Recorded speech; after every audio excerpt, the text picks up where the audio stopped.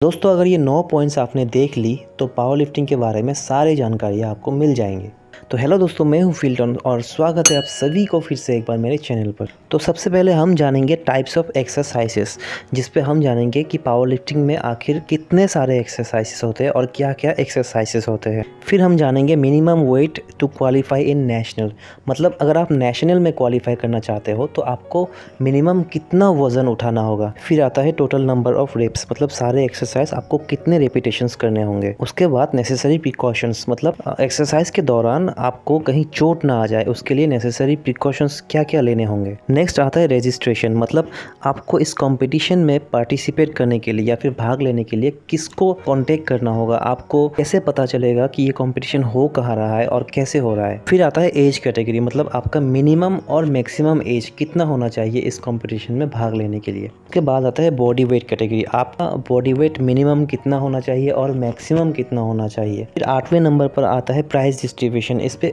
Prices क्या क्या होते हैं और कैसे होते हैं, कैसे दिए जाते हैं। एंड लास्ट में आता है कैश रिवॉर्ड्स, ये बहुत ही लोग जानना चाहते हैं कि इसमें मनी प्राइस कितना होता है, तो इसके बारे में भी हम लास्ट में डिस्कस करेंगे। दोस्तों मैंने इससे पहले 2 और रूल्स के वीडियो बनाए थे, जिसमें एक था बॉडी बिल्डिंग रूल्स और दूसरा था मेंस फिजिक रूल्स, जो कि काफ़ी सारे लोगों को पसंद आया।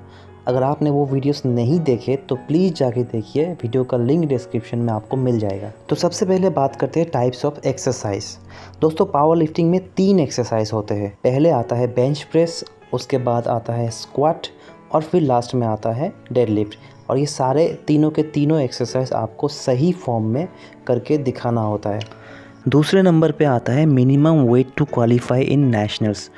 नेशनल में क्वालिफाई करने के लिए बस इतना वज़न उठाना काफ़ी होता है, लेकिन इससे काम नहीं बनता है, इससे आपको मेडल्स नहीं मिलेंगे।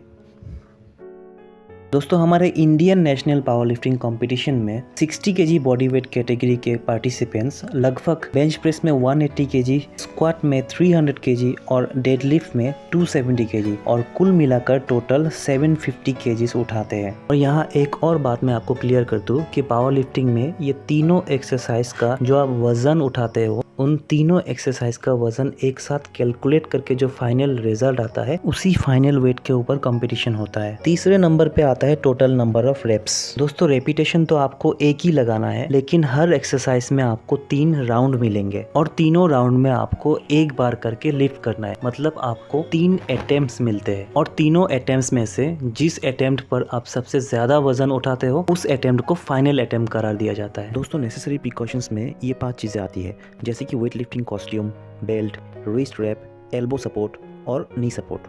लेकिन ये सारी चीज़ें कंपलसरी नहीं होता है, ये सिर्फ आपके सेफ्टी के लिए होता है। अगर कंपलसरी की बात करें तो बेल्ट आपका कंपलसरी होता है, क्योंकि बगैर बेल्ट का अगर आप हैवी लिफ्टिंग करते हैं तो आपको बहुत ही सीरियस इंजरी होने का चांस रहता है। दोस्तों रजिस्ट्रेशन एक बहुत बड़ा मुद्दा है, क्योंकि आजकल बहुत सारे प्राइवेट एसोसिएशंस कंपटीशन करवा रहे हैं, लेकिन अगर आपको वैल्यूएबल सर्टिफिकेट चाहिए जो कि आपके नौकरी या फिर प्रमोशंस के लिए काम आ सके, तो आप इंडियन पावर लिफ्टिंग फेडरेशन में रजिस्ट्रेशन करके पार्टिसिपेट कीजिए, क्योंकि ये इंडिया के एकमात्र government recognised power lifting association है। दोस्तों मैंने स्क्रीन में सारी जानकारियाँ दी है, इनके एड्रेस, ईमेल, आने वाले नेशनल कॉम्पिटिशन्स के कुछ डेट और साथ ही इनके जनरल सेक्रेटरी श्री राजन जैन की कॉन्टैक्ट नंबर। आने वाले कॉम्पिटिशन्स के अधिक जानकारी के लिए आप इन्हें डायरेक्टली कॉन्टैक्ट कर सकते हैं। दोस्तों एज कैटेगरी में 4 ग्रुप्स होते हैं। जैसे अगर आपकी एज 18 से कम है तो आपकी ग्रुप सब जूनियर होगा, अगर 18 से 23 के बीच में है तो आपकी ग्रुप जूनियर होगा, 23 से 40 के बीच में है तो आपका ग्रुप सीनियर होगा, और अगर 40 से ज़्यादा आपकी एज है तो आपका ग्रुप मास्टर्स होगा। दोस्तों बॉडी वेट कैटेगरी की टोटल 9 ग्रुप्स होती है, जैसे कि बोथ मेल एंड फीमेल की अलग अलग ग्रुप के वेट कैटेगरीज होते हैं, जैसे कि आप स्क्रीन में देख पा रहे हो। एग्जाम्पल के तौर पे अगर आपका एज 25 है और आपका वेट 85 है तो आप सीनियर ग्रुप के अंदर 93 वेट कैटेगरी में पार्टिसिपेट करोगे। अगर आप फीमेल है तो आपकी वेट कैटेगरी इस प्रकार होगी। दोस्तों अगला पॉइंट प्राइज डिस्ट्रीब्यूशन की बात करें तो हर ग्रुप के विनर को गोल्ड, सेकंड को सिल्वर और थर्ड को ब्रॉन्ज मेडल दिया जाता है और साथ ही सर्टिफिकेट दिया जाता है। लेकिन यहाँ एक और बात है दोस्तों, जैसे कि बॉडी बिल्डिंग कंपटीशन में हर ग्रुप कैटेगरी के विनर के बीच में दोबारा एक कंपटीशन होता है और उसमें से ओवरऑल टाइटल सिलेक्ट किया जाता है। लेकिन पावर लिफ्टिंग में दोबारा कंपटीशन नहीं होता है, जो सबसे ज्यादा वजन उठाता है उसे टाइटल दिया जाता है। अभी आप सोच रहे होंगे कि सबसे ज्यादा वजन तो सबसे ज्यादा वजन वाले ही उठा पाएंगे, जैसे कि 120 केजी प्लस की ग्रुप कैटेगरी वाले को ही टाइटल मिलते होंगे। लेकिन ऐसा नहीं है दोस्तों, इसमें एक कैलकुलेशन है, आप ध्यान से देखिएगा। जैसे अगर एक 60 किलो वजन का लड़का बेंच प्रेस करता है 100 केजी, स्क्वाट करता है 100 केजी, डेडलिफ्ट भी करता है 100 केजी, तो उसका टोटल लिफ्टिंग वेट आ जाता है 300 केजी। वही अगर एक 120 वजन वाले लड़का बेंच प्रेस करता है 150 केजी, स्क्वाट करता है 150 केजी और डेडलिफ्ट भी करता है 150 केजी, तो उसका टोटल वजन आ जाता है 450 केजी। लेकिन यहाँ देखने से तो ऐसा ही लगता है कि जैसे 450 वाला विनर है, क्योंकि 300 से 450 ज़्यादा है। लेकिन यहाँ पे एक्चुअली विनर 60 केजी वजन वाला लड़का है। ऐसा क्यों? वो इसीलिए दोस्तों क्योंकि टाइटल की कैलकुलेशन में हर एक एक्सरसाइज जैसे बेंच प्रेस, स्क्वाट और डेडलिफ्ट तीनों में अपना बॉडी वेट माइनस हो जाता है। तो उस हिसाब से 60 केजी वजन वाले लड़के को 100 में से 60 माइनस 40 रह जाता है। बिल्कुल वैसे ही डेडलिफ्ट में भी 40, स्क्वाट में भी 40 और बेंच प्रेस में भी 40 रह जाते हैं, टोटल 120 जो उसका पॉइंट है। और वही दूसरी तरफ 120 वजन वाले लड़के का बेंच प्रेस में 150 माइनस उसका बॉडी वेट 120 मतलब 30 रह जाता है। तो 30 प्लस डेडलिफ्ट में 30 प्लस स्क्वाट में 30, तो तीनों मिलाकर उसका टोटल 90 पॉइंट होता है। उस हिसाब से ये 60 केजी वजन वाला विनर है। ये कैलकुलेशन आप याद रखिएगा दोस्तों, क्योंकि कई बार रेफरी या फिर मैनेजमेंट की तरफ से गलतियां हो जाता है। तो अगर आप कम्पीट कर रहे हो तो ये चीज़ आप ज़रूर ध्यान में रखें, चाहे आपकी वजन कितना भी कम क्यों ना हो। दोस्तों अब लास्ट में आते हैं हम कैश रिवॉर्ड्स की ओर।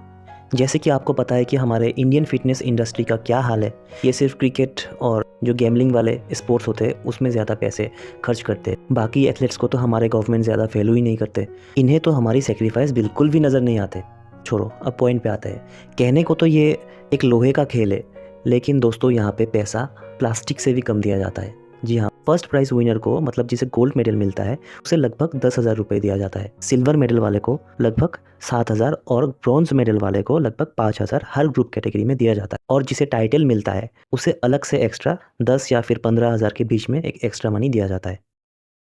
तो दोस्तों उम्मीद है कि आपको ये वीडियो अच्छा लगा होगा। अगर आपके दोस्तों को भी पावर लिफ्टिंग में इंटरेस्ट है लेकिन उन्हें पावर लिफ्टिंग का रूल्स या फिर कैलकुलेशंस नहीं पता, तो उन्हें ये वीडियो शेयर करके बता सकते हैं आप। और ऐसे ही वीडियोस रोज़ देखने के लिए हमारे चैनल को सब्सक्राइब करें और बेल आइकन को दबाएं। चलिए मिलते हैं अगले वीडियो पर।